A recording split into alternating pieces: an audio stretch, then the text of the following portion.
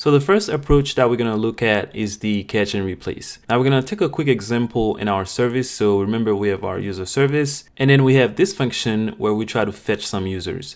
Now let's say for some reason this call fails and then we get an error. In that case, we're going to use the pipe operator and then the catch error.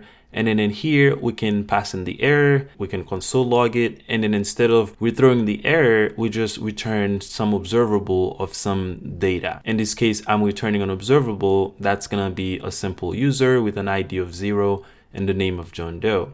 Now I'm just returning this observable, but you can return whatever you want. It doesn't even necessarily have to be anything. You can return an observable of nothing. And what's gonna happen is in your component, the error function will never be called. So you can see that when we subscribe, we have the response and then the error and then the completion function that doesn't take any parameter.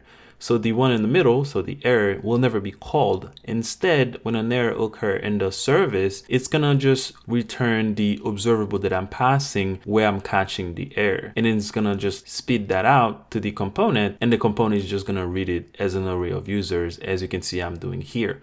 So if there's an error, the response is going to be the name of John Doe and the ID of 0, and it's going to be an array. As you can see here, I put this one object inside of the array because I want to match the return type of the function. And again, like I mentioned, you can return anything that you want here. It doesn't even have to be a user. You can return anything. The only thing that you have to understand is that once you do that, then it's not going to spit out the error to the component.